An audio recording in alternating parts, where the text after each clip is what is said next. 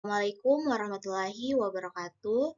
Shalom, Om Swastiastu, Namo Buddhaya, Salam Kebajikan.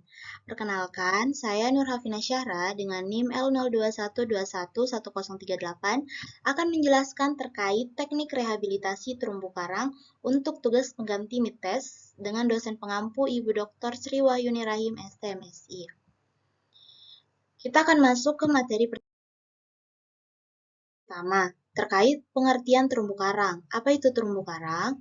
Jadi, terumbu karang merupakan salah satu ekosistem yang memiliki keanekaragaman yang tinggi dibanding ekosistem lainnya, seperti lamun maupun mangrove.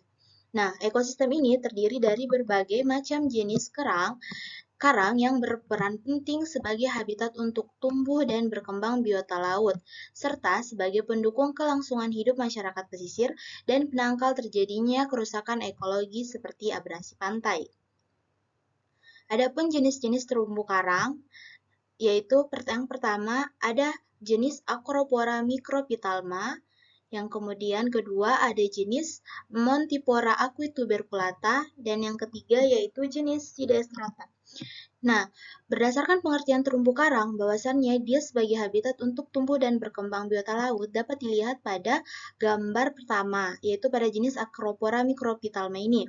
Di sini dilihat berbagai gerombolan ikan, di mana gerombolan ikan ini menjadikan terumbu karang Acropora microphythalma ini sebagai habitat mereka. Nah, sehingga mereka biasanya berada di bagian sini. Kemudian, kita melihat terkait kondisi terumbu karang. Yang pertama, kondisi terumbu karang pada Indonesia. Nah, Indonesia menjadi wilayah terumbu karang terbesar di Asia Tenggara dengan luas mencapai 39.500 km kubik dan mencakup 16% habitat karang yang ada di dunia. Selanjutnya, kondisi terumbu karang pada daerah Sulawesi, pada Pulau Sulawesi. Menurut Badan Pusat Statistik atau BPS 2023, memperkirakan luas ekosistem terumbu karang pada perairan Sulawesi mencapai 894.077 hektar. Nah, untuk Provinsi Sulawesi Selatan tersendiri, berdasarkan hasil penelitian USPAR et al. 2020 terkait kondisi terumbu karang di Pulau 9 Kabupaten Sinjai menunjukkan bahwa 19,77% terumbu karang itu masuk pada kategori yang sudah rusak. Nah, selanjutnya kita masuk ke poin pokok pembahasan terkait teknik rehabilitasi. Yang pertama ada teknik transplantasi karang. Kedua ada teknik coral gardening atau pewarnaan karang. Dan yang ketiga ada terumbu karang buatan. Kita akan membahas terkait teknik pertama, yaitu teknik transplantasi karang. Jadi, transplantasi karang atau coral transplantation merupakan salah satu teknik untuk rehabilitasi terumbu karang melalui pencangkokan atau pemotongan karang hidup untuk ditanam di tempat lain atau pada titik yang telah mengalami kerusakan. Nah, kegiatan ini diawali dengan pertama yaitu pemilihan lokasi transplantasi berupa karang yang sudah mati. Kemudian ada peletakan batu beton ke substrat alami. Kemudian ada pemilihan indukan karang, pemotongan bibit karang, penempelan bibit karang pada substrat paku beton yang telah diletakkan tadi.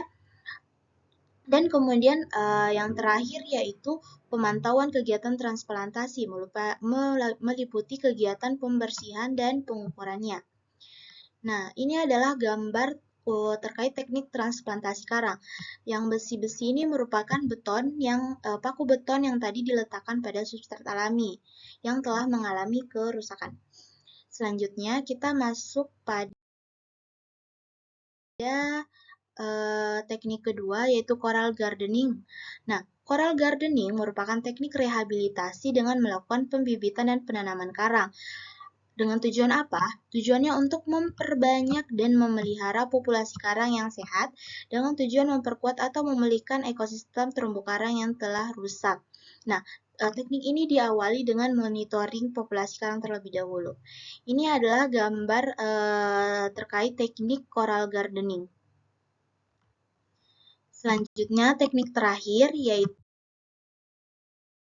yaitu teknik terumbu karang buatan. Terumbu karang buatan merupakan habitat buatan yang dibangun di laut, diletakkan pada dasar perairan yang tidak produktif dengan meniru beberapa karakteristik terumbu karang sesungguhnya. Nah, terumbu karang ini berfungsi menjadi tempat tinggal bagi biota laut yang dapat mereduksi gelombang untuk pengaman pantai.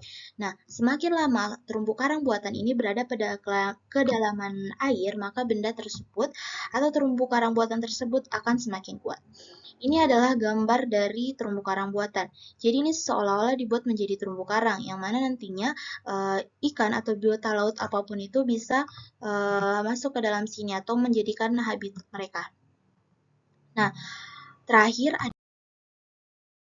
adapun kesimpulan dari pemaparan materi kali ini yaitu bahwasannya teknik rehabilitasi terumbu karang ini merupakan serangkaian cara yang digunakan untuk memulihkan kembali terumbu karang yang telah terancam atau bahkan telah rusak.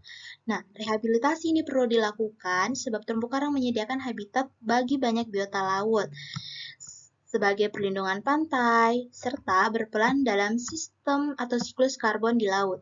Maka dari itu, penting untuk kita terus menjaga terumbu karang dan melestarikan laut. Nah, cukup